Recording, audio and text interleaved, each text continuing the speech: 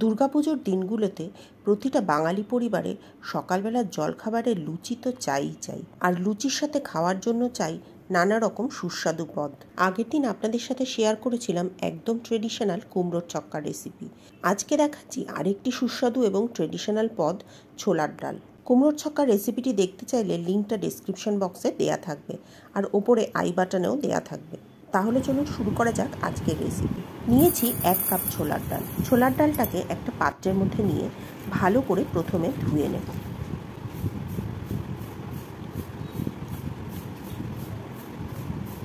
ভালো করে ছোলার ডালটা ধোয়া হয়ে গেলে এবারে একটা প্রেসার কুকারের মধ্যে নিয়ে এটাকে 2-3টে সিটি দিয়ে ভালো করে সিদ্ধ করে নেব।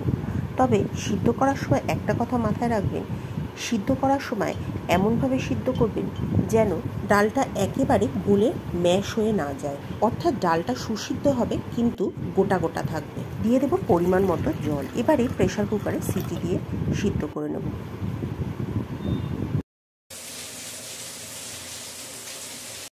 আমি একদম লো আছে 3টে সিটি দিয়ে ডালটাকে সিদ্ধ করে নিয়েছি। যদি আগের দিন রাত্রে ভেজানো থাকে তাহলে হালকা আঁচে একটা সিটি দিলেই চলবে, কিন্তু আমার ডালটা যেহেতু একদম ভেজানো ছিল না, সেই জন্য আমি মোটামুটি হালকা আঁচে 3টে সিটি দিয়েছি। আমি একটা ডাল টিপে দেখিয়ে দিচ্ছি ডালটা কত সুন্দরভাবে সিদ্ধ হয়ে গেছে। দেখুন ডালটা গোটা গোটা রয়েছে, কিন্তু একবার আঙুলে চাপ দিলেই একদম সুন্দরভাবে মিশে যাচ্ছে।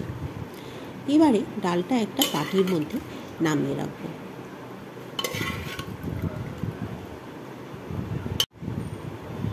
চলে যাব রান্নার পরবর্তী প্রসেসে।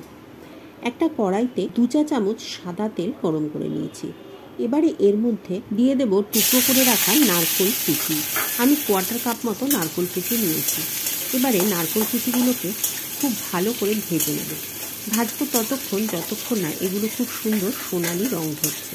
মিনিট 5 নারকেল কুচিগুলো নাড়াচাড়া করে ভেজে নিলেই সুন্দর সোনালি হয়ে যাবে। সোনালি রং ধরলে এবার নারকেলগুলোকে তুলে রাখবো একটা পাত্রের মধ্যে।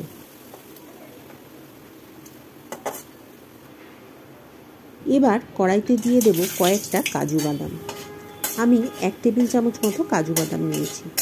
কাজু বাদামগুলো দিয়ে সেগুলোকেও খুব সুন্দর করে ভেজে নেব।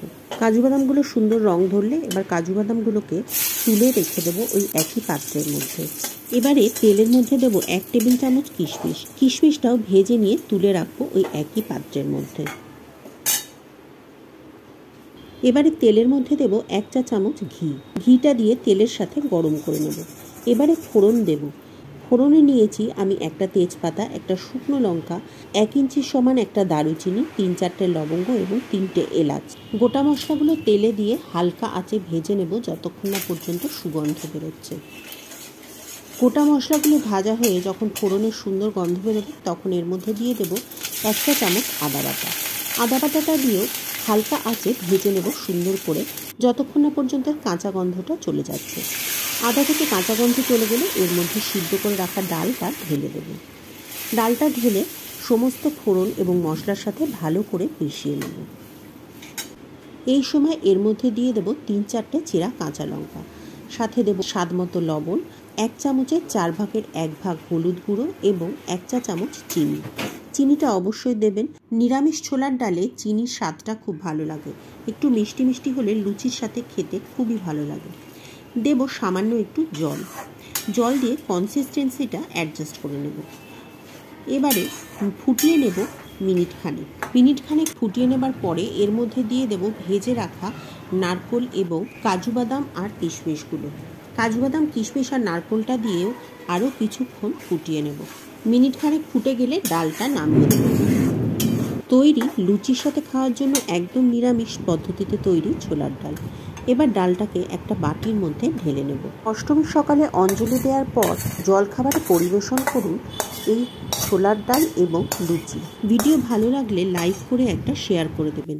চ্যানেলে নতুন হলে চ্যানেলটি সাবস্ক্রাইব করে পাশে থাকা বেল বাটনটি ক্লিক করে দেবেন, তাহলে সমস্ত ভিডিও নোটিফিকেশান আপনার কাছে পৌঁছে যাবে। যারা ফেসবুক পেজ থেকে দেখছেন তারা পেজটিকে ফলো করে নেবেন। তাহলে আর দেরি কিসের, পুজোয় কবে কি খাবেন তার একটা লিস্ট বানিয়ে ফেলুন। এই ছোলার ডাল অবশ্যই একদিন বাড়িতে বানিয়ে খান। আর যদি ভালো লাগে কমেন্ট করে আমাকে জানাবেন যে আপনাদের কেমন লেগেছে। এবারে আমি লুচির সাথে এই ছোলার ডালটা সার্ভ করে নেব। তাহলে আজ এ পর্যন্তই। পরের দিন আবার দেখা হবে নতুন রেসিপি নিয়ে, নতুন ভিডিওতে। ততদিন সকলে ভালো থাকবেন, সুস্থ থাকবেন আর খুব খুব আনন্দ করে পুজো এনজয় করবেন।